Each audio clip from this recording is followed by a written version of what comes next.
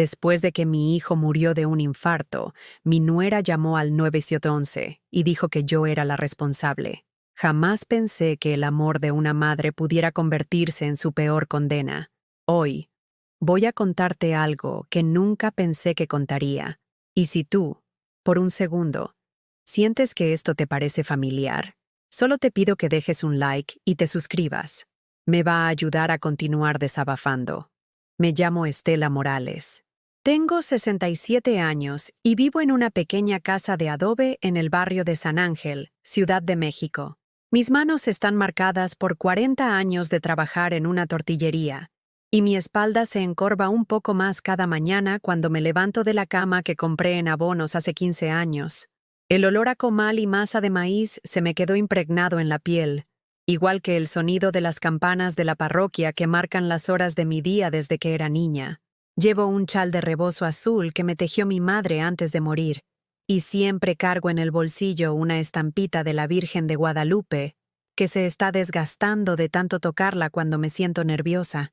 En mis ojos café hay líneas profundas que no solo hablan de la edad, sino de las noches en vela que pasé cuidando a mi hijo Bruno cuando era pequeño, y luego cuando creció, y siguió necesitándome de maneras que yo no entendía completamente. Bruno era mi único hijo. Un hombre de 42 años que trabajaba como supervisor en una fábrica textil en Naucalpan, que tenía esas manos fuertes de su padre, pero la mirada suave que heredó de mí. Vivía en la casa de al lado con su esposa Alina y mis 2 nietos, Emilio de 14 años y Sofía de 11. Las casas estaban tan pegadas que podía escuchar cuando ponían música demasiado alta o cuando los niños jugaban en el patio. Era un martes común de octubre.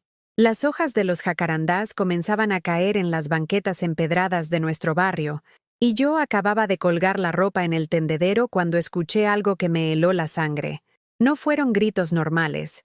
Fueron esos sonidos desesperados que una madre reconoce inmediatamente, como si algo primitivo en mi interior hubiera activado una alarma. ¡Bruno! ¡Bruno! ¡No me hagas esto!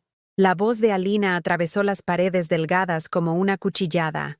Dejé caer la última sábana húmeda y corrí hacia su casa con el corazón golpeándome el pecho. La puerta estaba abierta de par en par, algo que nunca pasaba porque Alina siempre se quejaba de que los vecinos son muy metiches. Cuando entré a su sala, lo vi. Mi Bruno estaba tirado en el suelo de mosaicos fríos, junto al sillón donde siempre se sentaba a ver las noticias después del trabajo. Su rostro había perdido todo el color, y tenía la boca entreabierta como si hubiera querido decir algo, pero las palabras se le hubieran atorado en la garganta. Sus ojos, esos ojos que me habían mirado con amor incondicional durante 42 años, estaban vidriosos y fijos en el techo. Alina estaba hincada junto a él, con el teléfono pegado a la oreja, gritando al operador del 911. Llevaba puesta una blusa roja de seda que yo nunca le había visto, el cabello perfectamente peinado y hasta maquillaje, como si hubiera estado esperando una ocasión especial. Me acerqué corriendo, con las piernas temblándome, y me hincé del otro lado de Bruno. Puse mi mano sobre su pecho, buscando desesperadamente algún latido, alguna señal de que mi hijo seguía ahí conmigo. «Bruno, mi amor, no me dejes», le susurré, acariciando su frente que ya estaba fría. «Soy tu mamá, quédate conmigo». Pero lo que escuché después me partió el alma en dos. Alina, sin dejar de hablar por teléfono, dijo con una voz clara y firme: «Sí, señor. Fue su madre. Ella vino a discutir con él. Le gritaba que era un mal hijo, que no la cuidaba bien. Mi esposo tiene problemas del corazón, y ella lo sabía. Le provocó esto. Estoy segura». El mundo se detuvo. Me quedé paralizada, con la mano todavía sobre el pecho inmóvil de mi hijo, mientras las palabras de Alina rebotaban en mis oídos como balas perdidas. ¿De qué estaba hablando? Yo había llegado corriendo cuando escuché sus gritos. Ni siquiera había hablado con Bruno esa mañana. «¿Qué estás diciendo, Alina?», pregunté con la voz quebrada. «Eso es mentira. Yo acababa de llegar cuando te escuché gritar». Ella me miró por primera vez desde que había entrado, y en sus ojos vi algo que me dio más miedo que la muerte de mi hijo. Había odio, un odio frío y calculado, como si hubiera estado esperando este momento durante años. «No te hagas, Estela. Me dijo con una sonrisa que no llegaba a sus ojos. Todos saben cómo lo presionabas. Siempre viniendo acá con tus quejas, haciéndolo sentir culpable por no visitarte suficiente. Bruno tenía estrés por tu culpa. Y ahora mira lo que pasó. Colgó el teléfono y se incorporó lentamente, sacudiéndose el polvo de la falda como si fuera cualquier cosa. Se acercó a mí, que seguía hincada junto al cuerpo de mi hijo, y se agachó hasta que su cara quedó a centímetros de la mía. Tu hijo se fue al panteón por tu culpa, me susurró con un aliento que olía a menta y malicia. ¿No te da vergüenza? Siempre fuiste una carga para él, una parásita emocional que no lo dejaba vivir en paz. Y ahora vas a pagar por lo que hiciste. Me quedé ahí, inmóvil, mientras las sirenas de la ambulancia se acercaban por las calles empedradas del barrio. El sonido se mezclaba con los ladridos nerviosos de los perros del vecindario y las voces de los curiosos que ya empezaban a asomarse por las ventanas. Los paramédicos llegaron corriendo con su equipo, pero ya era demasiado tarde. Uno de ellos, un joven moreno con el uniforme verde del IMSS, se acercó a Alina para preguntarle qué había pasado. Mi esposo tuvo un infarto, le dijo ella, limpiándose unas lágrimas que aparecieron como por arte de magia. Su madre vino a pelear con él. Siempre le hacía eso. Lo presionaba mucho y él no podía con el estrés. El paramédico me miró con esa expresión que conocía bien. Era la misma que ponían los maestros cuando Emilio se portaba mal en la escuela. La misma que usaban los doctores cuando les decía que no tenía dinero para pagar las consultas completas. Era una mezcla de lástima y juicio, como si yo fuera una anciana problemática que no sabía comportarse. Mientras cargaban el cuerpo de mi Bruno en la camilla, Alina se acercó al paramédico y le entregó un papel. Aquí tiene, le dijo. Es el número de su cardiólogo. Mi esposo había estado muy mal del corazón últimamente, y el doctor le había dicho que evitara situaciones de estrés. Su madre no entendía, o no quería entender. Me quedé parada en la sala vacía, rodeada del olor a desinfectante que habían dejado los paramédicos, mientras mi mundo se desplomaba pedazo por pedazo. En la mesa de centro seguía la taza de café de Bruno, a medio tomar, con el periódico doblado en la sección de deportes que siempre leía primero. En la pared colgaba una fotografía de toda la familia en las pirámides de Teotihuacán, tomada el año pasado en mi cumpleaños. Bruno tenía el brazo sobre mis hombros y sonreía con esa alegría genuina que solo mostraba cuando estábamos juntos. Alina estaba del otro lado, con una sonrisa forzada y los niños adelante, haciendo muecas divertidas. Ahora esa foto se sentía como una mentira. Alina regresó del hospital 3 horas después, vestida completamente de negro y con los ojos rojos de llorar. Pero cuando me vio parada en mi jardín, esperándola para preguntarle sobre los arreglos del funeral, su expresión cambió completamente. ¿Qué haces aquí?, me preguntó con una voz que cortaba como vidrio. Soy su madre, Alina. Necesito saber sobre el funeral, sobre los niños. Los niños están bien cuidados, me interrumpió. ¿Y el funeral? Es un asunto familiar, para la gente que realmente quería a Bruno. Se dio la vuelta y caminó hacia su casa. Pero antes de cerrar la puerta, volteó hacia mí una última vez. Estela, me dijo, espero que puedas vivir contigo misma después de lo que hiciste, porque yo nunca te voy a perdonar. La puerta se cerró con un golpe seco que resonó por todo el barrio silencioso. Esa noche, sola en mi casa que de repente se sentía demasiado grande y demasiado vacía, me senté en la cocina con una taza de té de manzanilla entre las manos temblorosas. El rebozo de mi madre estaba colgado en el respaldo de la silla, y por primera vez en años, me lo puse sobre los hombros para sentir algo de calor. Afuera, la lluvia comenzó a caer sobre los techos de lámina del barrio, creando esa melodía melancólica que siempre me había tranquilizado. Pero esa noche, cada gota sonaba como una acusación. ¿Realmente había sido yo? Los 3 días que siguieron fueron los más largos de mi vida. Mientras yo permanecía encerrada en mi casa, esperando noticias sobre el funeral de mi propio hijo, Alina se convirtió en la viuda perfecta del barrio. La vi desde mi ventana recibiendo visitas de condolencia. Doña Carmen, la vecina de enfrente, llegó con un guisado de pollo. La señora Esperanza trajo flores del mercado de Jamaica. Incluso el padre Guadalupe de la parroquia vino a bendecir la casa y consolar a la pobre viuda. Todos entraban por la puerta principal de Alina, pero nadie tocaba la mía. Yo era la madre del difunto, pero parecía invisible, como si mi dolor no importara, como si mis 42 años cuidando a Bruno no hubieran existido nunca.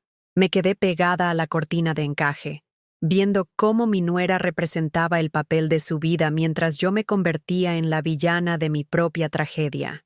El miércoles por la mañana, Emilio tocó mi puerta. Mi nieto de 14 años estaba parado en mi umbral con los ojos hinchados y la playera del América que yo le había regalado en su cumpleaños.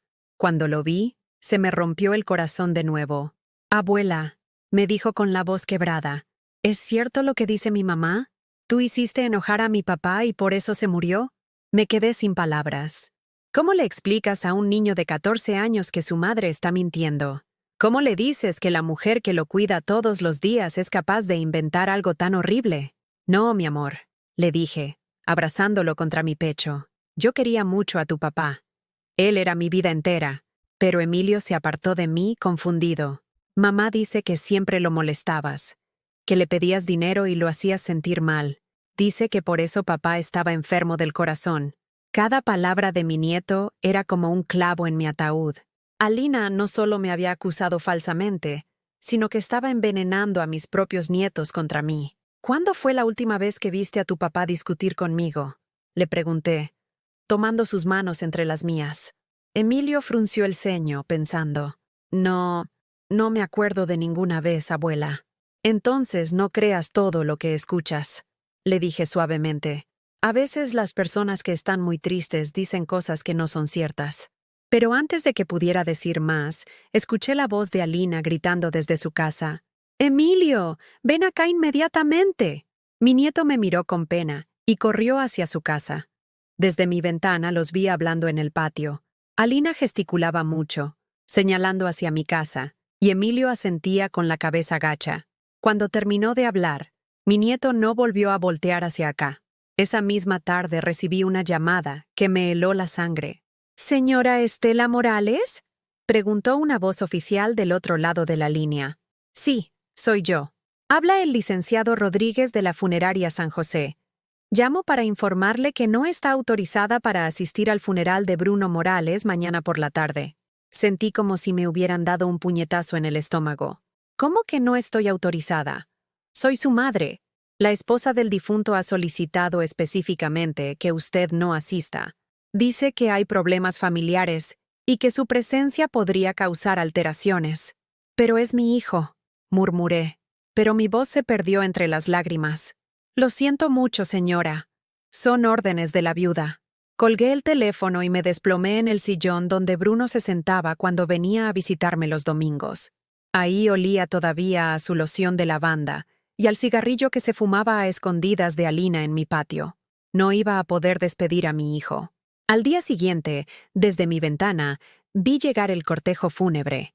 La carroza negra se estacionó frente a la casa de Alina y comenzaron a salir flores, coronas y el ataúd de madera barnizada donde descansaba mi Bruno. Los vecinos se aglomeraron en la calle, todos vestidos de negro, susurrando entre ellos y lanzando miradas hacia mi casa. Vi a mis nietos salir de la mano de Alina. Sofía, mi nieta de 11 años, llevaba un vestido negro que nunca le había visto, y tenía el cabello recogido en un chongo perfecto. Emilio caminaba con la cabeza baja, vestido con un traje que le quedaba grande. Cuando el cortejo comenzó a caminar hacia la iglesia de San José, yo me puse mi vestido negro más viejo y mi rebozo, y lo seguí desde lejos, manteniéndome entre los árboles del parque para que no me vieran. En la iglesia, me quedé parada en la última banca, detrás de una columna, viendo cómo todos los vecinos del barrio rodeaban a Alina con abrazos y condolencias. El padre Guadalupe habló sobre la importancia de la familia, sobre cómo Bruno había sido un buen hombre que merecía descansar en paz. Pero cada vez que alguien mencionaba su nombre, Alina se cubría la cara con un pañuelo bordado y sollozaba más fuerte. Era una actuación perfecta. Durante todo el servicio, ella no dejó de lanzar miradas hacia atrás, buscándome entre la gente. Cuando finalmente me vio, me sonrió. Una sonrisa fría y victoriosa que me hizo entender que todo esto era parte de su plan. Después del entierro en el Panteón de San Fernando, mientras todos regresaban a la casa de Alina para la comida, yo me quedé sola junto a la tumba de mi hijo. Había una montaña de flores frescas, rosas rojas, claveles blancos, gladiolas amarillas, todas con tarjetas que decían: «Para Bruno, descansa en paz».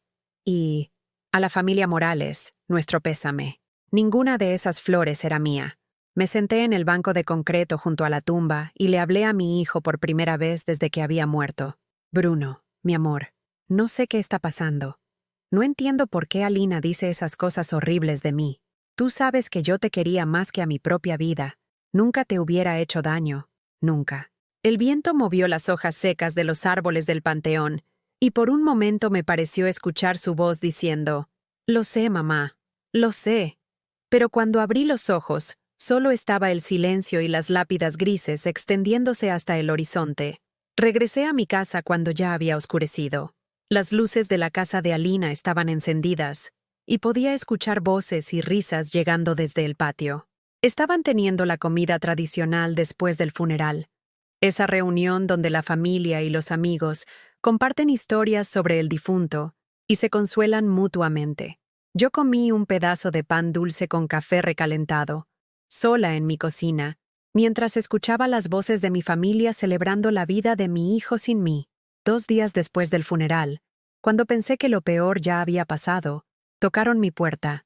Era un joven con un sobre manila en las manos. «¿Señora Estela Morales?» «Sí». «Tiene una notificación legal». Abrí el sobre con las manos temblando. El papel tenía el sello del Juzgado Familiar del Distrito Federal, y las primeras líneas me quitaron el aliento. Por medio de la presente, se le notifica que la señora Alina Vázquez de Morales ha interpuesto una demanda civil en su contra por daños morales y contribución negligente al fallecimiento de Bruno Morales Vázquez. Seguí leyendo, pero las palabras se difuminaban entre las lágrimas. Alina me estaba demandando oficialmente. Decía que yo había causado estrés emocional crónico a Bruno, que mis constantes demandas de atención y manipulación emocional habían deteriorado su salud cardíaca, y que mi comportamiento tóxico y parasitario había sido un factor directo en su muerte. La demanda pedía que me removieran de cualquier herencia, que se me prohibiera el contacto con mis nietos, y que pagara daños por sufrimiento emocional a la familia. Me quedé sentada en mi sala, con el papel legal en las manos, sintiendo cómo el mundo se cerraba alrededor de mí como una trampa. No solo había perdido a mi hijo, no solo me habían prohibido despedirlo adecuadamente, sino que ahora enfrentaba la posibilidad de perder también a mis nietos y todo lo que me quedaba de mi familia. Esa noche, llamé a mi hermana Consuelo en Guadalajara. Hacía 3 años que no hablábamos, desde una pelea tonta por la herencia de nuestra madre. «Consuelo», le dije cuando contestó. «Bruno murió». Hubo un silencio largo del otro lado de la línea. «¿Qué pasó, Estela?» Le conté todo, sobre el infarto, sobre las acusaciones de Alina, sobre la demanda. Cuando terminé, mi hermana suspiró profundamente. «Ay, Estela, siempre fuiste demasiado entregada con ese niño. A lo mejor Alina tiene razón en algunas cosas». Colgué el teléfono sin decir adiós. Incluso mi propia hermana me había dado la espalda. Esa noche, sola en mi casa que cada vez se sentía más como una prisión, me senté frente al altar que tenía en mi cuarto con las fotos de mis padres y ahora de Bruno. Encendí una veladora a la Virgen de Guadalupe y le pedí que me diera fuerzas para entender qué había hecho mal. Realmente había sido una madre tóxica.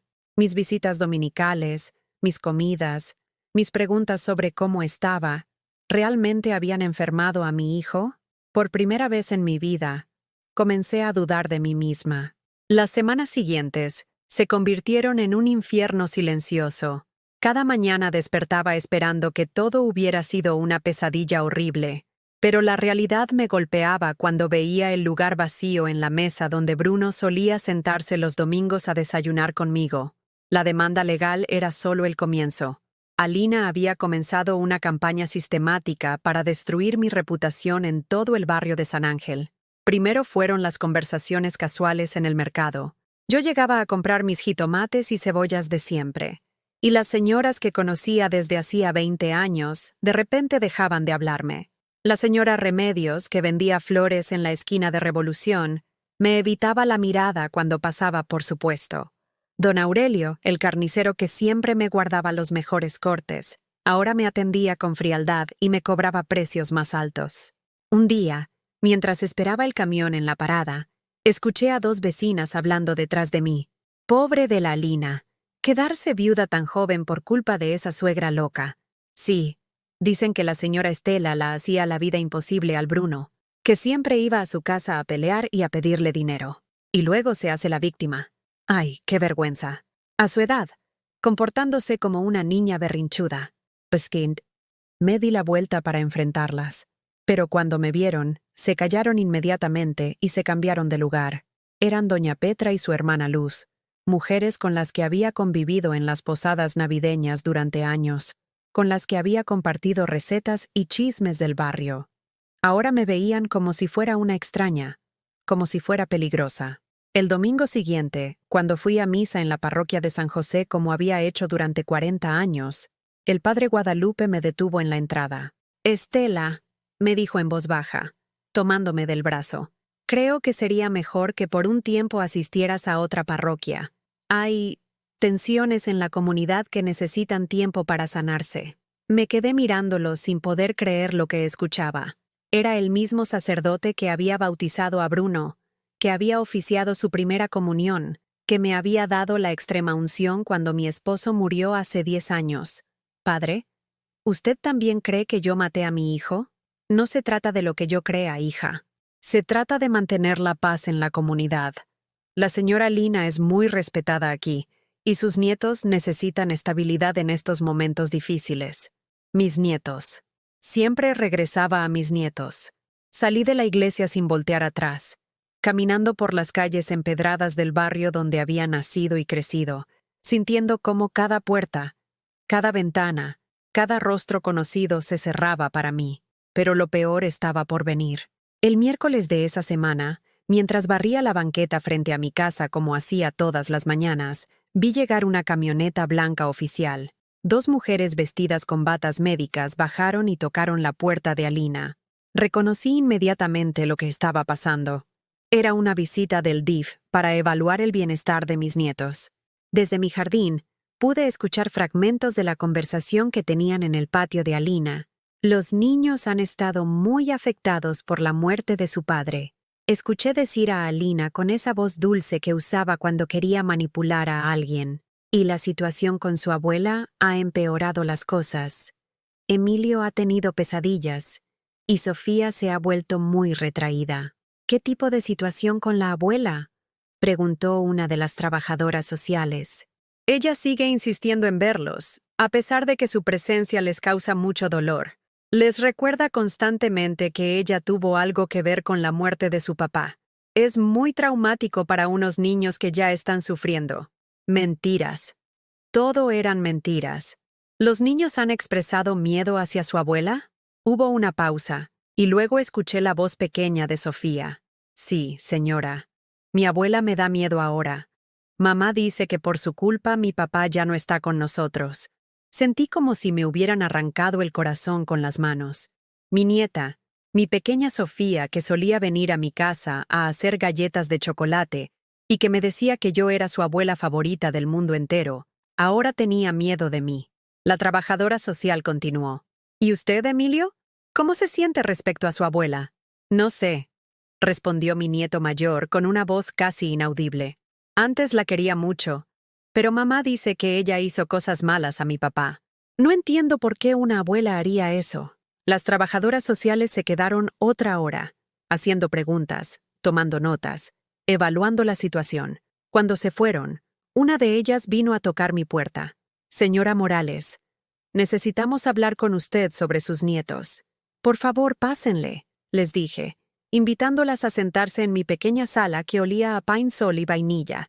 «Hemos recibido reportes de que usted está causando estrés emocional a los menores. La madre solicita que se restrinja su contacto con ellos hasta que puedan procesar adecuadamente la muerte de su padre. Pero ellos son mis nietos, protesté. Yo los he cuidado desde que nacieron. Nunca les he hecho daño. Entendemos que esta situación es difícil para usted también, señora Morales. Pero nuestro deber principal es proteger el bienestar de los menores. Por ahora, recomendamos que evite el contacto directo con ellos. Después de que se fueron, me quedé sentada en mi sala, rodeada del silencio más profundo que había experimentado en mi vida. En las paredes colgaban fotografías de Emilio y Sofía. En sus cumpleaños, en el Día de las Madres, en las Navidades pasadas. En todas las fotos estaban sonriendo, abrazándome, felices. Ahora esas imágenes se sentían como evidencia de un crimen que nunca había cometido. Los días comenzaron a fusionarse en una rutina de aislamiento que me estaba matando lentamente. Me levantaba al amanecer, hacía café para una persona, me sentaba en mi mesa para dos y contemplaba las horas vacías que se extendían ante mí como un desierto. Sin trabajo, sin familia, sin comunidad, me convertí en una fantasma viviendo en mi propia casa. Las cuentas comenzaron a acumularse. La pensión de viudez que recibía del IMSS apenas alcanzaba para lo básico, y sin la ayuda ocasional que Bruno me daba, el dinero se agotaba antes de que terminara el mes. La luz, el gas, el teléfono, todo llegaba con amenazas de corte. Un martes por la tarde, mientras organizaba mis pocos papeles importantes para la cita con el abogado de oficio que me había asignado el juzgado, encontré algo que me partió el alma en pedazos. Era una carta que Bruno me había escrito para el Día de las Madres, apenas 3 meses antes de morir. Estaba escondida entre mis recibos, con la letra irregular que tenía cuando escribía con prisa. Mamá querida, se me fue el tiempo y no pude conseguirte algo bonito para tu día, pero quiero que sepas que eres la mejor madre del mundo. Gracias por cuidarme siempre, por preocuparte por mí, por hacerme sentir importante. A veces Alina dice que te visito demasiado, pero yo le digo que una madre como tú merece todas las visitas del mundo. Te amo, Bruno. Lloré sobre esa carta hasta que las lágrimas mancharon la tinta azul. Era la evidencia de que todo lo que Alina estaba diciendo era mentira. Bruno no se sentía presionado por mí. Él mismo reconocía que Alina se quejaba de nuestras visitas. Pero, ¿quién me iba a creer? Alina había construido su versión de los hechos con tanta habilidad que hasta yo misma había comenzado a dudar de mis propios recuerdos. Esa noche, mientras calentaba una quesadilla en el comal para cenar, escuché voces en el patio de al lado. Me asomé por la ventana de la cocina y vi algo que me heló la sangre. Alina estaba en su jardín con un hombre que no reconocí. Era más joven que ella, vestía una camisa cara y tenía las manos llenas de anillos de oro. La estaba abrazando por la cintura mientras ella se reía como hacía años que no la había visto reír. ¿Cuándo crees que se vaya la vieja de al lado?, le preguntó el hombre en voz alta, como si supiera que yo podía escucharlos. Pronto, respondió Alina, acariciándole la cara. Muy pronto. En cuanto gane el juicio, voy a vender su casa también. Bruno me dejó todo a mí, y tengo derecho a deshacerme de todo lo que me causa problemas. ¿Y los niños? Los niños van a entender. Van a tener un papá nuevo que sí sepa cuidarlos. Se besaron ahí mismo, en el jardín donde Bruno había jugado con sus hijos, donde había plantado los rosales que florecían cada primavera. Mi hijo llevaba muerto apenas un mes, y Alina ya tenía reemplazo. Todo se aclaró en ese momento como si hubiera encendido una luz en un cuarto oscuro. Alina no estaba destruyéndome por dolor o por venganza. Me estaba destruyendo porque yo era un obstáculo para su nueva vida. Necesitaba que desapareciera para poder empezar de cero con su nuevo hombre, sin testigos incómodos de su pasado.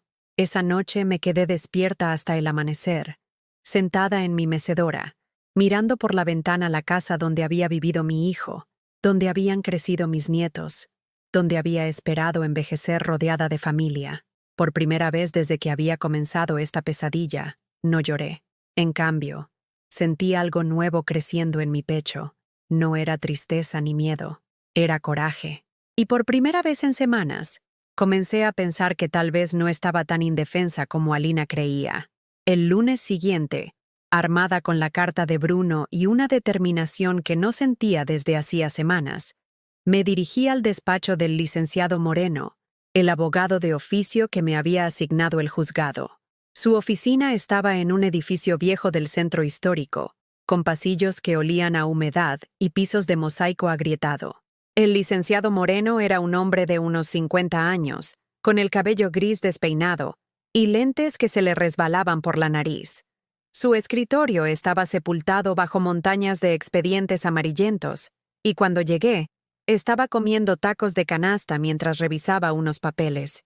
«Señora Morales», me dijo sin levantar la vista, «ya revisé su caso. Tengo que ser honesto con usted. La situación no se ve bien». «Licenciado, mi nuera está mintiendo», le dije, sacando la carta de Bruno de mi bolsa. «Tengo pruebas de que mi hijo no se sentía presionado por mí». Tomó la carta con dedos grasosos del taco y la leyó rápidamente. «Esto no sirve de nada», me dijo, devolviéndomela. «Es solo una carta de Día de las Madres. Cualquier hijo le escribiría algo bonito a su madre en una fecha así, aunque en realidad tuviera problemas con ella. Pero él dice específicamente que Alina se quejaba de nuestras visitas». «Señora, escúcheme bien», me interrumpió, limpiándose las manos con una servilleta de papel. «Su nuera tiene testigos. Tiene vecinos que declaran que usted visitaba demasiado la casa, que se veía estresada cuando salía de ahí. Tiene reportes médicos que muestran que su hijo efectivamente tenía problemas cardíacos. Y tiene el testimonio de los paramédicos sobre lo que ella les dijo el día del infarto». Se recostó en su silla, que crujió bajo su peso. «Además, señora Morales, tengo que preguntarle, ¿usted realmente nunca discutió con su hijo? ¿Nunca le pidió ayuda económica? ¿Nunca se quejó de cómo la trataba su nuera?» Me quedé callada porque sabía que si contestaba honestamente, estaría admitiendo cosas que podrían usarse en mi contra. Sí, Bruno y yo habíamos tenido conversaciones difíciles. Sí, le había pedido ayuda cuando se descompuso mi refrigerador el año pasado. Sí, le había contado cuando Alina me trataba con frialdad o cuando se saltaba las reuniones familiares sin explicación. Su silencio ya me dice todo. Continuó el licenciado. «Mire, señora, le voy a dar un consejo. Acepte un arreglo. Pídale a su nuera que retire la demanda a cambio de que usted renuncie a cualquier reclamo sobre la herencia y se comprometa a no buscar contacto con los menores». ¿Está sugiriendo que me rinda? Le estoy sugiriendo que sea realista. Usted no tiene dinero para un litigio largo. No tiene testigos que la favorezcan. Y francamente, su nuera presenta un caso más convincente que el suyo. Salí de esa oficina sintiéndome más derrotada que nunca. Hasta mi propio abogado creía que era culpable.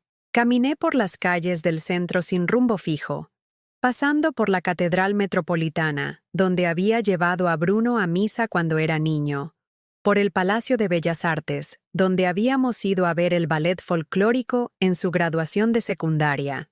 Cada lugar me recordaba a los momentos felices que habíamos compartido, momentos que ahora se sentían como evidencia en contra mía.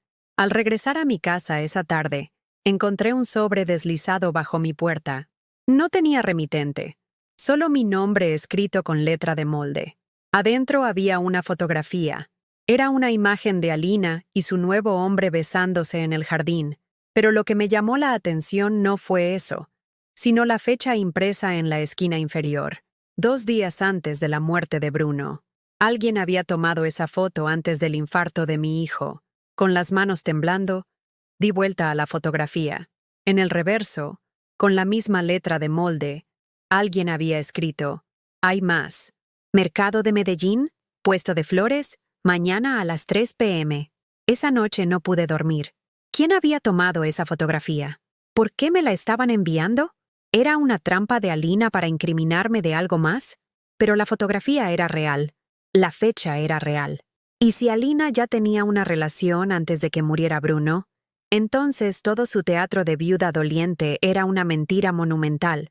Al día siguiente, llegué al mercado de Medellín 5 minutos antes de las 3. El mercado bullía de actividad. Vendedores gritando los precios de sus productos, el olor a epazote y cilantro mezclándose con el humo de los tacos al pastor, niños corriendo entre los puestos mientras sus madres regateaban por los mejores precios. El puesto de flores estaba atendido por una mujer mayor, de unos 70 años, con el cabello blanco recogido en un chongo y las manos manchadas de tierra de tanto manejar las plantas. ¿Usted es Estela?, me preguntó cuando me acerqué. Asentí nerviosamente. Soy Esperanza, se presentó. Yo le mandé la foto. ¿Por qué? Porque conozco a esa víbora desde hace años, me dijo en voz baja, fingiendo que me mostraba unas rosas. Alina era cliente mía. Venía a comprar flores para sus encuentros. Siempre flores rojas, siempre caras, siempre pagando con billetes nuevos. ¿Encuentros? Con hombres casados principalmente. Es su especialidad.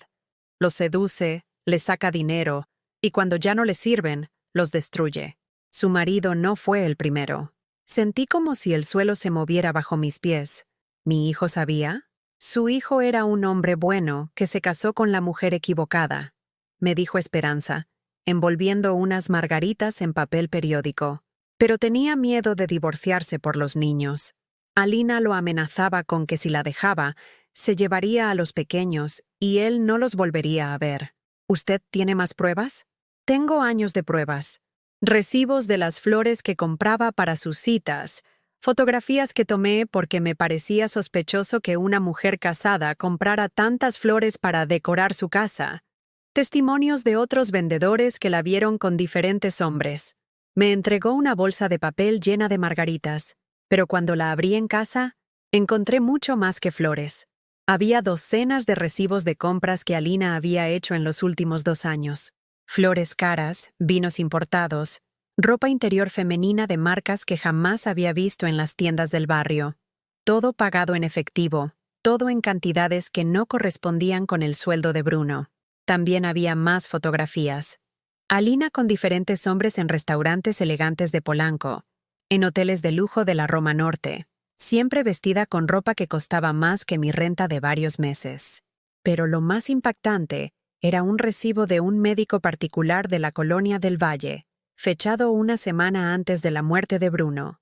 El recibo era por consulta cardiovascular de emergencia y estaba a nombre de Bruno Morales, pero firmado por Alina como esposa responsable.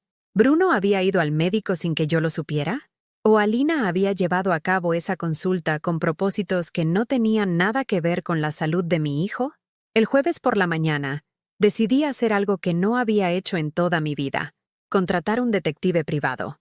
Usé mis últimos ahorros, los pesos que tenía guardados en una lata de café para emergencias, y contraté a un investigador recomendado por Esperanza. Se llamaba Ricardo Vega. Era un ex policía que ahora trabajaba de forma independiente desde una oficina pequeña en la colonia Doctores. Señora Morales, me dijo después de revisar todas las pruebas que le mostré, esto no es solo una demanda por daños morales. Esto es fraude, bigamia emocional y posiblemente algo mucho peor. ¿Qué quiere decir? Su nuera ha estado manteniendo relaciones extramaritales durante años, manejando dinero que no corresponde a los ingresos familiares conocidos y ha manipulado información médica. Pero lo que más me preocupa es este recibo del cardiólogo. Tomó el papel y lo examinó con una lupa. ¿Ve esta firma? No coincide con la letra que su nuera usa en otros documentos. Alguien más firmó esto haciéndose pasar por ella. ¿Qué significa eso? ¿Significa que alguien llevó a su hijo al médico sin que ella lo supiera, o que este recibo es completamente falso? En cualquier caso, tenemos evidencia de falsificación de documentos. Por primera vez en semanas, sentí algo parecido a la esperanza. ¿Esto puede cambiar el resultado del juicio? Señora, esto puede cambiar todo, pero necesito que me dé 48 horas para investigar más. Si lo que sospecho es cierto, su nuera no solo va a perder la demanda contra usted. ¿Qué va a pasar con ella? Ricardo me miró con una sonrisa que no había visto desde que comenzó toda esta pesadilla. Va a ir a la cárcel. 48 horas después, Ricardo me citó en su oficina con una urgencia en la voz que no había escuchado antes. Cuando llegué, tenía extendidos sobre su escritorio documentos, fotografías y papeles que parecían el resultado de una investigación policial. Señora Morales, siéntese, me dijo con seriedad. Lo que encontré es mucho peor de lo que imaginábamos. Tomó una carpeta gruesa y la abrió frente a mí. Su nuera, Alina Vázquez, no es quien dice ser. Su verdadero nombre es Alina Contreras Villarreal y tiene antecedentes penales en 3 estados: Jalisco, Michoacán y Puebla. Me mostró fotografías policiales donde reconocí inmediatamente el rostro de Alina, pero con diferentes cortes de cabello y nombres falsos: fraude, estafa, falsificación de documentos, bigamia. Ha estado usando identidades falsas durante años para casarse con hombres con propiedades y ahorros. Su método es siempre el mismo. Se casa, tiene hijos para crear vínculos emocionales fuertes. Manipula psicológicamente a sus víctimas hasta aislarlas de sus familias, y cuando ya controló completamente sus finanzas, los destruye. ¿Otros hombres han pasado por esto? 4 que pudimos documentar. 2 murieron en circunstancias sospechosas relacionadas con problemas cardíacos. 1 se suicidó después de que ella lo acusara de violencia doméstica y le quitara a sus hijos. El 4 logró divorciarse, pero perdió su casa, sus ahorros, y no ha vuelto a ver a su hija en 5 años. Sentí náuseas. Mi Bruno había sido solo el último de una serie de víctimas. ¿Los niños? Los niños son su herramienta más poderosa. Los entrena para testificar en contra de sus padres, los manipula emocionalmente, y cuando ya no los necesita para sus planes, los abandona. Tenemos testimonio de una maestra en Guadalajara que dice que Alina dejó a una niña de 8 años en un orfanato después de asegurar la herencia de su padre. Ricardo sacó otro documento de la carpeta, pero esto es lo más importante. Encontré al verdadero médico que atendió a su hijo. Me mostró un reporte médico con el membrete del Hospital General de México. Su hijo fue llevado al hospital 3 veces en las últimas 6 semanas de su vida. No por problemas cardíacos, señora Morales. Por intoxicación. ¿Intoxicación? Envenenamiento gradual con digitálicos. Son medicamentos para el corazón que en dosis pequeñas y constantes pueden provocar arritmias fatales. El médico tratante, el doctor Ramírez, sospechaba que alguien le estaba suministrando estas sustancias sin su conocimiento, pero su hijo se negaba a denunciar a su esposa. Las manos me temblaban tanto que no podía sostener los papeles. ¿Me está diciendo que Alina asesinó a mi hijo? No puedo probarlo legalmente todavía, pero tengo evidencia circunstancial muy fuerte. Su hijo le confesó al doctor Ramírez que últimamente se sentía extraño después de las comidas que preparaba su esposa, que tenía mareos y palpitaciones que solo ocurrían en casa. Ricardo me mostró las notas médicas manuscritas del doctor. Aquí dice textualmente: paciente refiere episodios de malestar que coinciden con consumo de alimentos preparados por cónyuge. Recomiendo análisis toxicológicos, pero paciente rechaza por temor a conflictos familiares. ¿Por qué Bruno no me contó nada de esto? Porque su nuera lo había convencido de que usted era parte del problema. Según el testimonio del doctor, su hijo creía que si se divorciaba, usted iba a presionarlo para que regresara con ella, que iba a hacer que los niños sufrieran más. Todo comenzó a cobrar sentido de la manera más horrible posible. Alina sabía que Bruno me amaba, y usó ese amor como un arma en su contra. Le hizo creer que protegerme de la verdad era la forma de demostrar que era un buen hijo. Ricardo asintió gravemente. Y cuando finalmente decidió buscar ayuda médica y divorciarse, ella aceleró el proceso. El día de su muerte, según los análisis que pudimos obtener, tenía en el sistema 3 veces la dosis letal de digitálicos. Lloré ahí mismo, en esa oficina que olía a café frío y tabaco, pero esta vez no era llanto de pena, era rabia pura. ¿Qué podemos hacer? Primero, vamos a cambiar de abogado. Conozco a una penalista excelente que acepta casos pro bono cuando hay crímenes de esta magnitud. Segundo, vamos a solicitar la exhumación del cuerpo de su hijo para análisis toxicológicos completos. ¿Y mis nietos? Sus nietos van a estar bajo protección del Estado hasta que se resuelva esta investigación. Pero, señora Morales, tengo que advertirle, este proceso va a ser largo y doloroso. Alina va a luchar con todo lo que tiene. Ya me quitó a mi hijo, le dije, secándome las lágrimas. No puede quitarme nada más. 3 días después, una caravana de patrullas de la Procuraduría llegó al barrio de San Ángel. Era viernes por la mañana, y yo estaba regando mis geranios cuando vi bajar a los agentes ministeriales de sus vehículos oficiales. Toda la calle se llenó de vecinos curiosos. Las mismas señoras que me habían dado la espalda durante semanas, ahora se asomaban por sus ventanas para ver qué estaba pasando en la casa de la pobre viuda. Alina salió a recibir a los policías con su bata de casa rosada, el cabello perfectamente peinado como siempre, pero cuando vio la orden de cateo y la orden de arresto, su fachada de tranquilidad se desplomó como un castillo de naipes.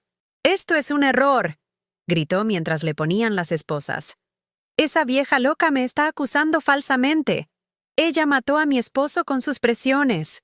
Pero los agentes ya no la escuchaban. Tenían pruebas suficientes para una investigación formal. Durante el cateo, encontraron una caja fuerte escondida detrás del ropero del cuarto principal.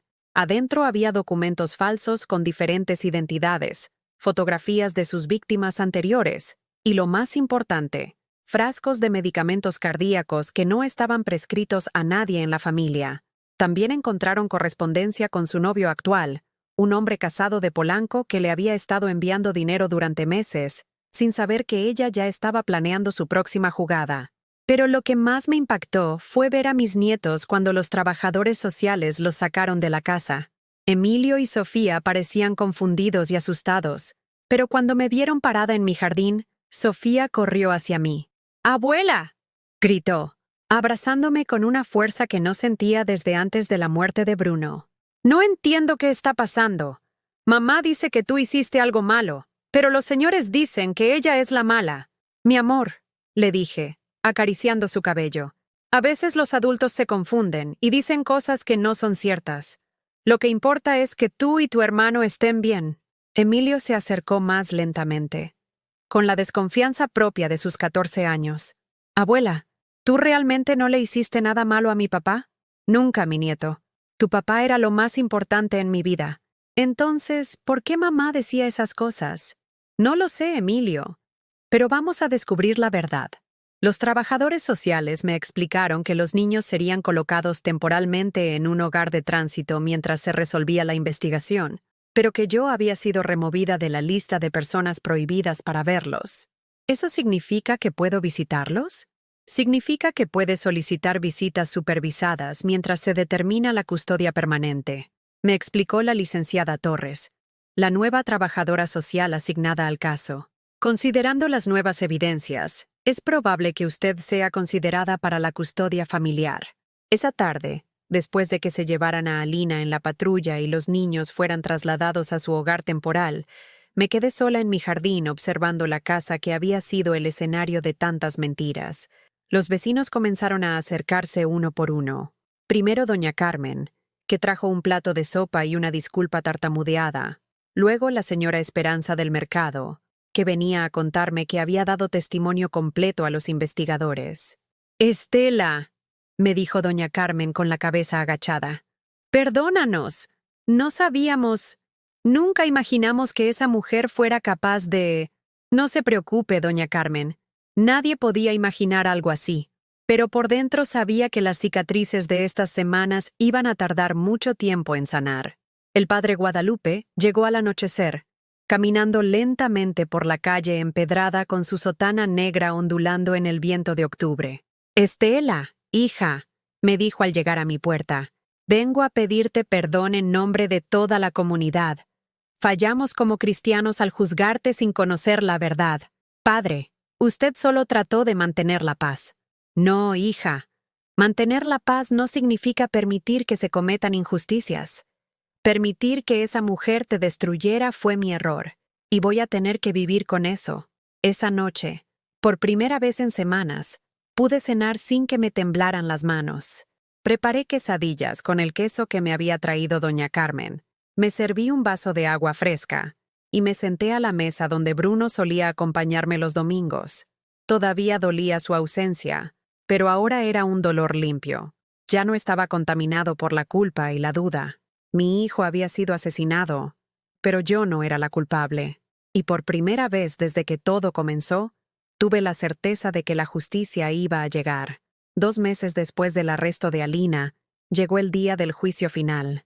La licenciada Patricia Méndez, la penalista que había tomado mi caso, Me explicó que esto no era solo una audiencia sobre la demanda original contra mí, sino un juicio penal por homicidio en primer grado, fraude y falsificación de documentos. Estela, me dijo mientras caminábamos hacia el Tribunal Superior de Justicia en el centro de la ciudad, hoy no solo se va a demostrar tu inocencia, hoy Alina va a pagar por todos los crímenes que ha cometido. El edificio del tribunal era imponente, con columnas de mármol y pasillos que resonaban con los pasos apresurados de abogados y funcionarios.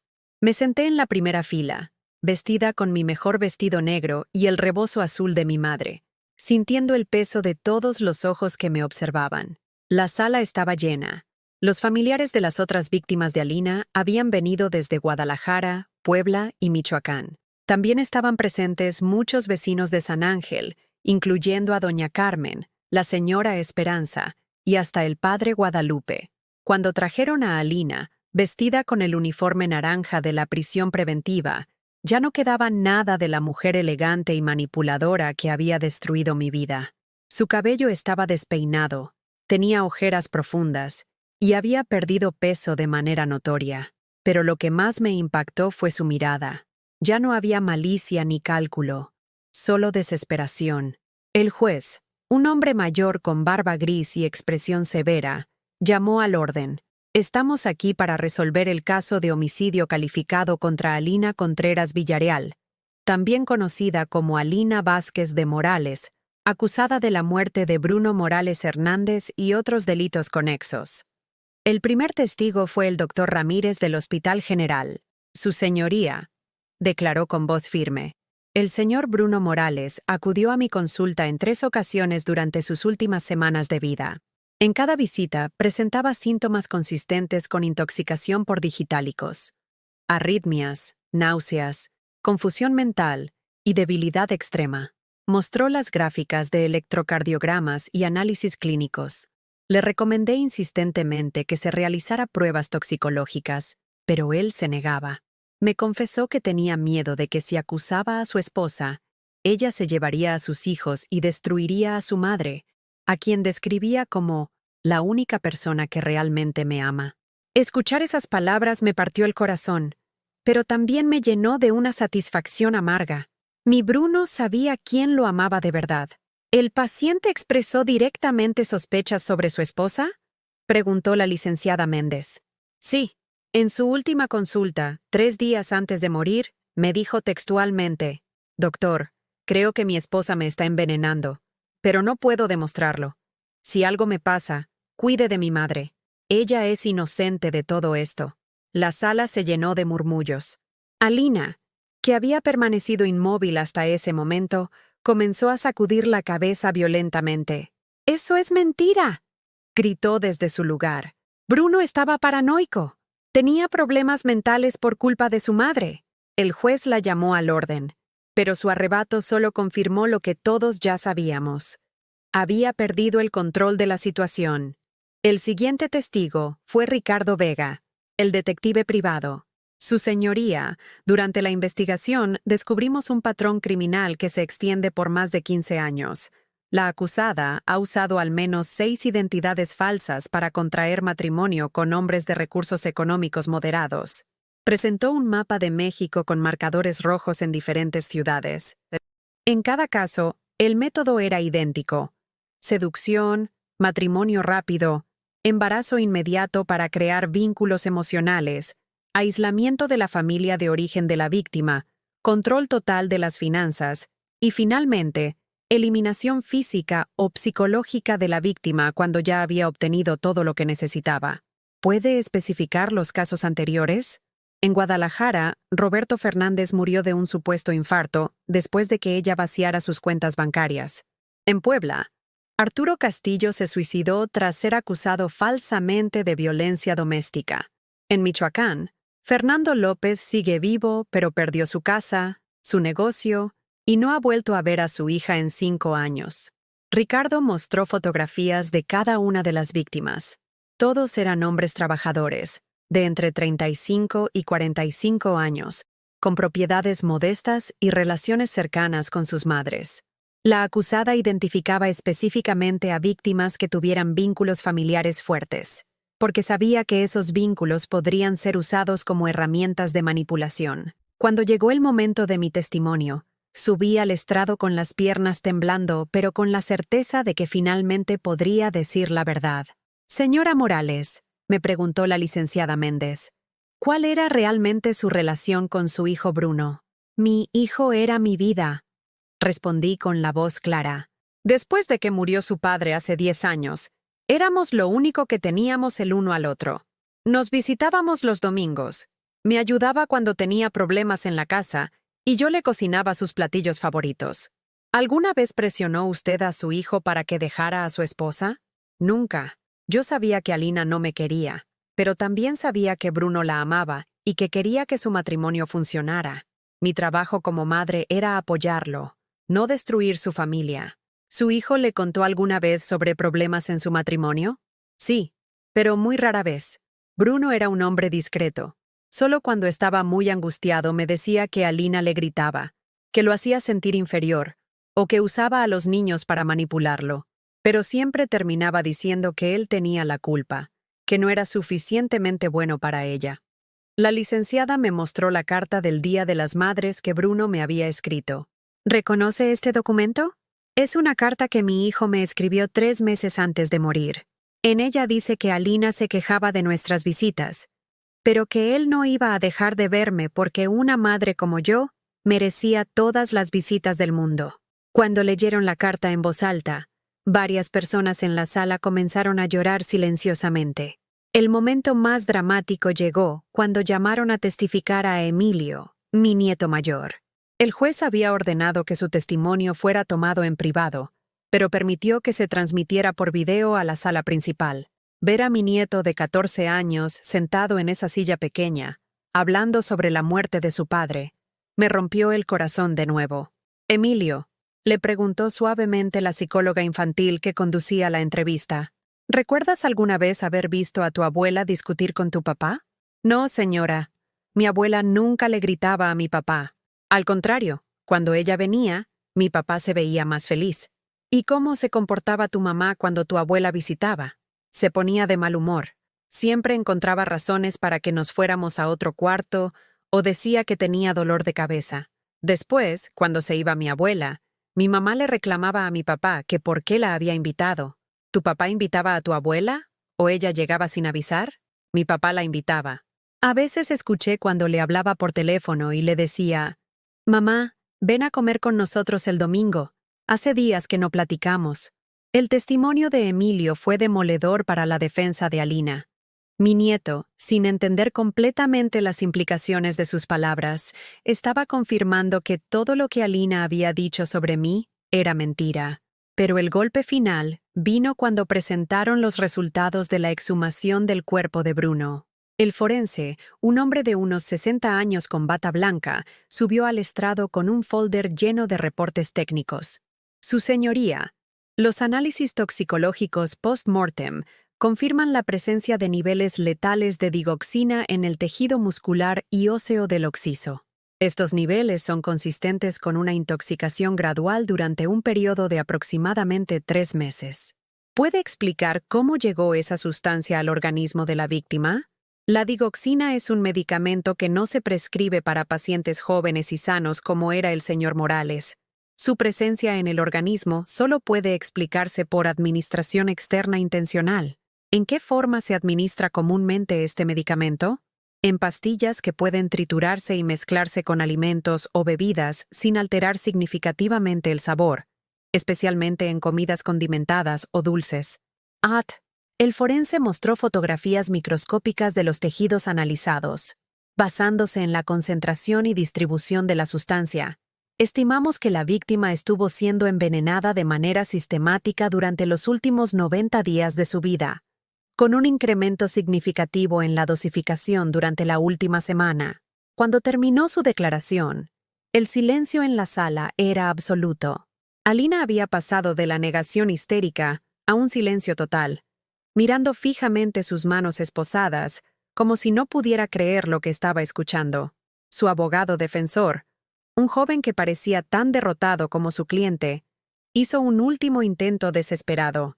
Su señoría, Mi clienta ha sido víctima de una conspiración para incriminarla. Ella es una mujer que perdió a su esposo y ahora está siendo perseguida por una suegra resentida que no puede aceptar su propia responsabilidad en la muerte de su hijo. Pero ya nadie le creía. La evidencia era abrumadora, los testimonios eran consistentes, y la verdad había salido a la luz de manera irrefutable. El juez anunció un receso para deliberar, y durante esas 2 horas que esperamos el veredicto, me senté en los pasillos del tribunal, rodeada de las personas que habían venido a apoyarme. El padre Guadalupe me tomó de la mano. «Estela, tu hijo puede descansar en paz ahora». «Sí, padre. Finalmente puede descansar en paz». Cuando el juez regresó a la sala después de 2 horas que se sintieron como una eternidad, todo el tribunal guardó silencio.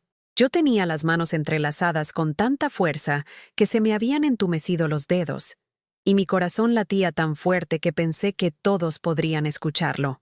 Después de revisar cuidadosamente toda la evidencia presentada, comenzó el juez con voz solemne. Este tribunal ha llegado a las siguientes conclusiones. Alina estaba inmóvil en su asiento, con la mirada perdida en algún punto del techo, como si hubiera decidido transportarse mentalmente a otro lugar. En el caso de la demanda civil interpuesta por Alina Contreras Villarreal contra Estela Morales por presunto daño moral y negligencia emocional, este tribunal declara que dicha demanda carece completamente de fundamento. La señora Morales queda completamente exonerada de todos los cargos. Sentí como si un peso de 1000 toneladas se hubiera levantado de mis hombros. Varias personas en la sala comenzaron a aplaudir suavemente, pero el juez levantó la mano para mantener el orden. Más aún, continuó, la evidencia demuestra que la demandante actuó con malicia y premeditación para destruir la reputación de la señora Morales mediante declaraciones falsas y manipulación de testimonios. En cuanto a los cargos penales contra Alina Contreras Villarreal, este tribunal la encuentra culpable de homicidio calificado en primer grado por el asesinato de Bruno Morales Hernández, culpable de fraude agravado por el uso de identidades falsas, culpable de falsificación de documentos oficiales y culpable de manipulación de menores. La voz del juez se hizo más severa. La evidencia presentada demuestra un patrón criminal sistemático que se extiende por más de una década, causando la muerte de al menos 2 personas y el sufrimiento psicológico irreparable de múltiples familias. Alina finalmente reaccionó. Se incorporó en su asiento y comenzó a gritar. «¡No! ¡Esto no puede estar pasando! Yo amaba a Bruno. Todo lo hice por amor». Los guardias de seguridad se acercaron a ella, pero el juez permitió que continuara hablando. «Esa vieja me tenía envenenado contra mí. Tenía que proteger mi matrimonio. Tenía que proteger a mis hijos». «Señora Contreras», dijo el juez firmemente, «sus propias palabras confirman la premeditación de sus actos. El tribunal condena a Alina Contreras Villarreal a una pena de 40 años de prisión sin posibilidad de libertad condicional por los delitos de homicidio calificado, más 10 años adicionales por los delitos conexos. 40 años. Alina tenía 38 años. Saldría de la cárcel cuando fuera una anciana, si es que salía viva. Además, continuó el juez, se ordena la restitución completa de todos los bienes obtenidos de manera fraudulenta a las familias de las víctimas, y se prohíbe permanentemente cualquier contacto con los menores involucrados en este caso. Los guardias comenzaron a llevarse a Alina, pero antes de salir de la sala, volteó hacia mí con una mirada de odio puro. «¡Esto no termina aquí, Estela!», gritó mientras la arrastraban hacia la puerta. «Mis hijos van a saber la verdad. Van a saber que todo fue culpa tuya». Pero su voz se perdió en los pasillos del tribunal, y yo sabía que esas eran las últimas palabras que escucharía de la mujer que había destruido a mi familia. Después del veredicto, la licenciada Méndez me explicó los pasos siguientes. «Estela, ahora viene el proceso de custodia. Como único familiar directo de los menores, tienes prioridad para quedarte con Emilio y Sofía, pero van a hacer una evaluación psicológica y social para asegurarse de que puedas brindarles el cuidado que necesitan. ¿Cuánto tiempo tomará eso? Unas 6 semanas. Mientras tanto, van a seguir en el hogar temporal, pero ahora puedes visitarlos todos los días si quieres. 6 semanas más sin mis nietos, pero al menos ahora había esperanza real de recuperarlos. Salí del tribunal rodeada de periodistas que querían entrevistarme sobre el caso que había captado la atención nacional. La abuela que fue acusada injustamente era el titular que aparecía en todos los periódicos. Pero yo no quería ser famosa.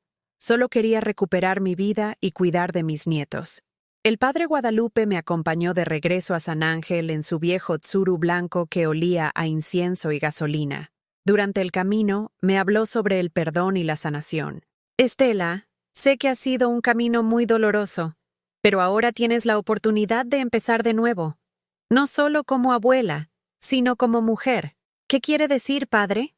Durante todos estos meses, has demostrado una fortaleza que ni tú misma sabías que tenías. Has luchado por la justicia. Has defendido la memoria de tu hijo. Has protegido a tus nietos.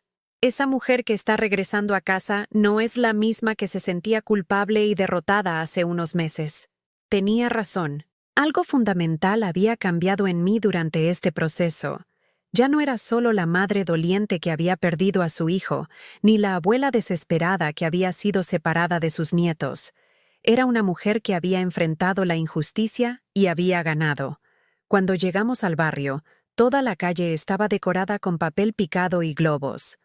Los vecinos habían organizado una pequeña fiesta de bienvenida en mi honor. Doña Carmen había hecho mole, la señora Esperanza había traído flores del mercado, y hasta don Aurelio el carnicero había cerrado su local temprano para estar ahí. «Bienvenida a casa, Estela», gritaron cuando bajé del carro. Por primera vez en meses, me sentí verdaderamente en casa. Esa noche, sola en mi casa que ya no se sentía vacía, sino llena de posibilidades, me senté frente al altar donde tenía las fotografías de mis padres y de Bruno. Encendí una veladora nueva y les hablé como no lo había hecho desde que comenzó toda esta pesadilla. «Bruno, mi amor, ya se hizo justicia. Tu asesina va a pagar por lo que te hizo, y tus hijos van a saber la verdad sobre quién eras realmente. Fueron víctimas igual que tú, manipulados por alguien que debería haberlos protegido». Tomé la fotografía donde Bruno y yo estábamos abrazados en Teotihuacán y la sostuve contra mi pecho. «Te prometo que voy a cuidar de Emilio y Sofía. Voy a darles todo el amor que tú no pudiste darles en estos últimos meses. Voy a asegurarme de que crezcan sabiendo que su papá era un hombre bueno que los amaba más que a su propia vida». A la mañana siguiente, comencé mi nueva rutina. Desayuné tranquilamente en mi mesa, leyendo las noticias en el periódico sin la ansiedad constante que había vivido durante meses. Después me dirigí al hogar temporal donde estaban mis nietos. Ver a Emilio y Sofía fue como recuperar una parte de mi alma que creía perdida para siempre. Sofía corrió hacia mí y me abrazó con esa fuerza desesperada de los niños que han tenido miedo de perder a alguien importante. «Abuela, ¿es cierto que ya no tenemos que tener miedo?» «Es cierto, mi amor. Ya no tienen que tener miedo de nada». Emilio, siempre más reservado, se acercó lentamente. «Abuela, ¿mi mamá realmente mató a mi papá?» Era una pregunta imposible de responder fácilmente, pero había aprendido que mis nietos merecían la verdad. «Tu mamá estaba muy enferma, Emilio. Hizo cosas terribles porque tenía problemas que no sabía cómo resolver. Eso no significa que no los amara a ustedes, pero sí significa que no podía cuidarlos de la manera que se merecen. ¿Nosotros también estamos enfermos como ella? No, mi amor. Ustedes son niños sanos y buenos, que merecen crecer en paz y con mucho amor». Durante las siguientes semanas, comencé a prepararme para recibir a mis nietos en casa. Limpié y pinté el cuarto que había sido de Bruno cuando era niño. Compré camas nuevas con mis últimos ahorros y transformé la pequeña habitación de costura en un área de estudio. También comencé terapia psicológica, algo que la trabajadora social había recomendado para todos nosotros. Al principio me resistí porque siempre había creído que los problemas se resolvían con familia y fe, no con doctores. Pero descubrí que hablar con alguien neutral sobre todo lo que había vivido me ayudaba a procesar el dolor y la rabia de maneras que no había imaginado. «Estela», me dijo la doctora Herrera durante una de nuestras sesiones, «has pasado meses sintiéndote culpable por algo que no hiciste. Ahora que sabes la verdad, ¿cómo te sientes contigo misma?» «Libre», respondí sin dudar. «Por primera vez en años, me siento libre». ¿Libre de qué? Libre de la culpa, libre del miedo, libre de la necesidad de justificar mi amor por mi hijo, libre de tener que demostrarle a nadie que soy una buena madre y una buena abuela. La doctora sonrió. Esa libertad es tuya para siempre, Estela. Nadie puede quitártela otra vez. 6 semanas después del juicio, recibí la llamada que había estado esperando. Señora Morales, habla la licenciada Torres del DIF. Tengo buenas noticias. La evaluación psicológica y social ha sido aprobada. Los menores pueden regresar a casa con usted a partir del lunes. Colgué el teléfono y lloré, pero esta vez eran lágrimas de felicidad pura. Mis nietos venían a casa. Mi nueva vida estaba a punto de comenzar. 6 meses después de que Emilio y Sofía regresaran a vivir conmigo, desperté una mañana de domingo sin el peso en el pecho que había llevado durante tanto tiempo. La luz del sol entraba por las cortinas nuevas que había comprado, de color amarillo claro, porque ya no quería vivir en la penumbra. Desde la cocina podía escuchar las voces de mis nietos discutiendo sobre qué desayunar. Emilio, que ahora tenía 15 años y había crecido varios centímetros, quería huevos con chorizo. Sofía, de 12 años y con una personalidad que se hacía más fuerte cada día, insistía en que deberíamos hacer hot cakes porque era domingo. ¡Abuela!, gritó Sofía desde el comedor. Dile a Emilio que los domingos son para hot cakes. Los hot cakes son para niñas, respondió Emilio con esa prepotencia típica de los adolescentes. Yo soy una niña, tarado. Me reí mientras preparaba café en mi nueva cafetera, un regalo que me había dado a mí misma cuando recibí la indemnización del gobierno por el error judicial que había sufrido. No era una cantidad enorme, pero había sido suficiente para arreglar la casa, comprar muebles nuevos y tener un pequeño colchón económico para emergencias. ¿Saben qué?, les dije, asomándome al comedor donde estaban sentados en la mesa que había pertenecido a mis padres. Vamos a hacer huevos con chorizo y hot cakes. Es domingo, tenemos tiempo. Eres la mejor abuela del mundo, gritó Sofía, corriendo a abrazarme. Emilio, que había aprendido a mostrar afecto sin vergüenza después de meses de terapia familiar, se levantó y me dio un beso en la mejilla. Gracias por cuidarnos, abuela. Esas palabras simples me llenaron de una felicidad que no había sentido en años. Mientras cocinábamos juntos en la cocina que ahora siempre olía a comida casera y risas, pensé en todo lo que había cambiado desde aquella terrible mañana cuando murió Bruno. La casa ya no se sentía como un museo de dolor. Había fotografías nuevas en las paredes. Emilio en su torneo de fútbol de la escuela, Sofía en su primera comunión que habíamos celebrado 2 meses atrás, los 3 juntos en el Zócalo durante las fiestas patrias. Pero también conservé las fotos de Bruno, porque mis nietos necesitaban recordar a su padre como el hombre bueno que había sido, no como la víctima de una tragedia. El proceso de sanación no había sido fácil. Emilio había tenido pesadillas durante las primeras semanas, despertándose gritando porque soñaba que yo también desaparecía. Sofía había desarrollado una necesidad obsesiva de saber dónde estaba yo en todo momento, llamándome cada 10 minutos cuando salía a hacer compras. Pero la terapia familiar nos había ayudado mucho. La doctora Herrera nos enseñó a hablar sobre nuestros miedos, sobre la confusión que sentían por haber amado a una madre que resultó ser una asesina, sobre cómo procesar el dolor sin sentir culpa. No es culpa de ustedes haber querido a su mamá, les había explicado la doctora en una de nuestras sesiones. Los niños están programados para amar a sus padres, incluso cuando esos padres hacen cosas terribles. Su amor no los convierte en malas personas. Gradualmente, mis nietos habían comenzado a entender que podían guardar los recuerdos buenos de Alina mientras rechazaban sus acciones criminales. Abuela, me había dicho Sofía una tarde mientras hacíamos la tarea, ¿crees que mi mamá nos amaba de verdad? Creo que te amaba de la única manera que sabía hacerlo, mi amor.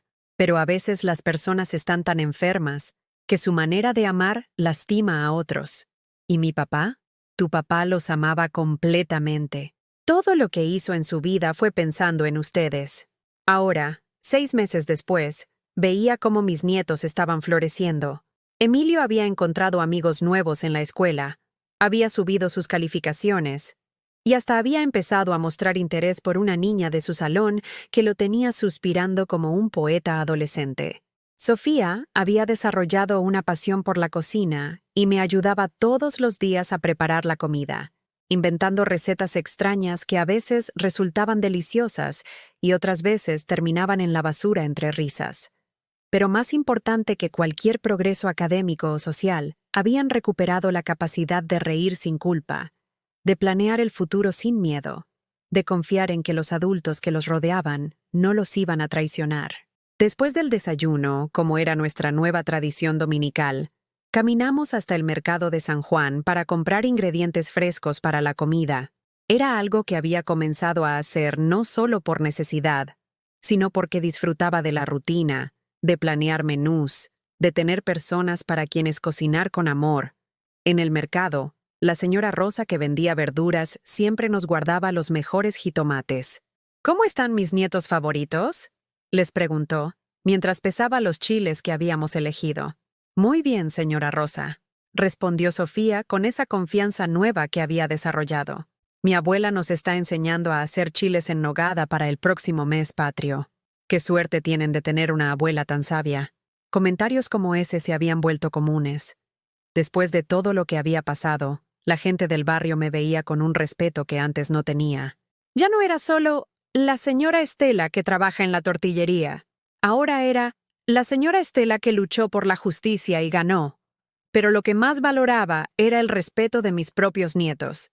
Abuela, me había dicho Emilio la semana pasada. Mis amigos dicen que eres muy valiente. ¿Por qué dicen eso? Porque cuando todo el mundo pensaba que tú habías hecho algo malo, no te rendiste. Seguiste luchando hasta demostrar la verdad. Esas palabras me habían llenado de un orgullo que no sabía que podía sentir. Regresamos a casa cargados de bolsas del mercado, y mientras Sofía y yo preparábamos comida, Emilio se encargaba de sus tareas de la casa. Había establecido rutinas claras para todos, no como castigos, sino como maneras de funcionar como familia. La responsabilidad compartida crea vínculos fuertes, me había explicado la doctora Herrera, y tenía razón. A las 3 de la tarde llegó mi hermana Consuelo desde Guadalajara. Había venido a visitarnos cada mes desde el juicio, tratando de reparar la relación que había dañado cuando no me creyó en los momentos más difíciles.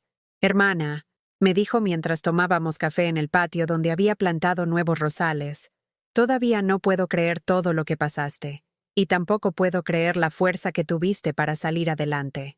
La fuerza se encuentra cuando no hay otra opción, le respondí. Cuando tienes personas que dependen de ti, descubres que puedes hacer cosas que nunca imaginaste. Los niños se ven muy bien. Están sanando. Todos estamos sanando. Consuelo me tomó de la mano. Estela, necesito pedirte perdón otra vez. Cuando me llamaste para contarme lo que estaba pasando, debería haberte creído inmediatamente. Debería haber venido a apoyarte. Ya hablamos de eso, Consuelo. Lo importante es que estás aquí ahora. Es que me da mucha vergüenza. Mi propia hermana pidiendo ayuda y yo... Las personas hacemos lo mejor que podemos con la información que tenemos en cada momento. La interrumpí. Alina fue muy convincente. Hasta yo llegué a dudar de mí misma. ¿Y ahora? ¿Ya no dudas? Me quedé pensando en esa pregunta mientras observaba a mis nietos jugando fútbol en el jardín con los hijos de doña Carmen. Ahora sé quién soy, le dije finalmente. Soy una mujer que amó a su hijo completamente, que luchó por la verdad cuando todo parecía perdido, y que está criando a 2 niños extraordinarios. Soy una mujer que sobrevivió a lo peor y salió más fuerte. ¿No tienes miedo de que algo así vuelva a pasar? Tengo miedo de muchas cosas, admití. Tengo miedo de que mis nietos se enfermen, de que no tenga suficiente dinero para sus estudios universitarios, de que algo me pase a mí y se queden solos. Pero ya no tengo miedo de ser juzgada injustamente, porque aprendí que la verdad siempre sale a la luz, aunque tome tiempo. Esa noche, después de que Consuelo regresó a su hotel y los niños se fueron a dormir, me senté en mi mecedora con una taza de té de manzanilla, mirando por la ventana hacia la casa donde había vivido Bruno. Ahora vivía ahí una familia joven con 2 niños pequeños. El esposo trabajaba en una oficina, la esposa era maestra de primaria, y sus hijos jugaban en el mismo jardín donde habían jugado Emilio y Sofía cuando eran más pequeños. La vida continuaba su curso, como siempre lo hace. Había días en que todavía extrañaba a Bruno con una intensidad que me cortaba la respiración. Momentos cuando veía a Emilio hacer un gesto que me recordaba a su padre, o cuando Sofía se reía de la misma manera que Bruno se reía cuando era niño. Pero ya no era un dolor destructivo, era un dolor que me conectaba con el amor, que me recordaba que habíamos tenido algo hermoso que valía la pena extrañar. Tomé del librero junto a mi silla la libreta donde había comenzado a escribir nuestras historias familiares para mis nietos. Quería que cuando crecieran tuvieran un registro completo de quién había sido su padre, de cómo había sido nuestra familia antes de la tragedia, de las lecciones que habíamos aprendido durante el proceso de sanación. Bruno era un niño curioso, escribí esa noche. Siempre hacía preguntas sobre todo. ¿Por qué el cielo era azul? ¿Por qué los pájaros podían volar? ¿Por qué la gente se enamoraba?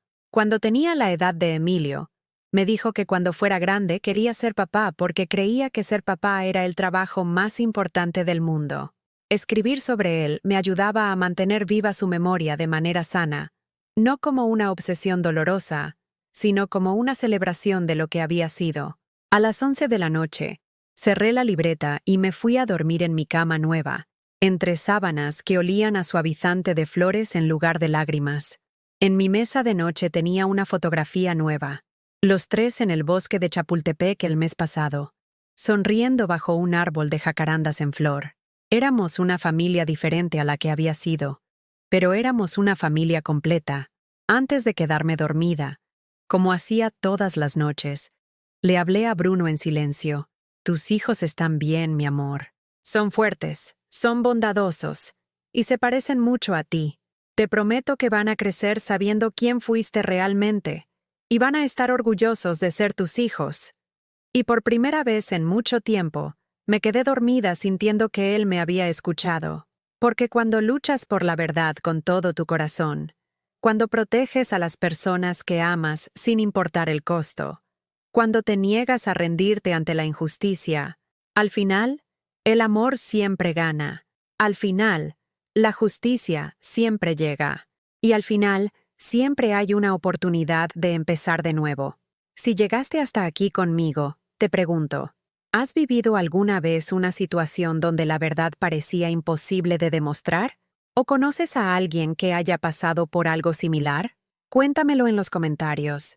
Y si esta historia te tocó el corazón, déjame tu like y suscríbete al canal. Tu apoyo ayuda a que estas historias lleguen a alguien más que tal vez necesita escuchar que es posible salir adelante, que es posible encontrar justicia, y que nunca es demasiado tarde para empezar una nueva vida.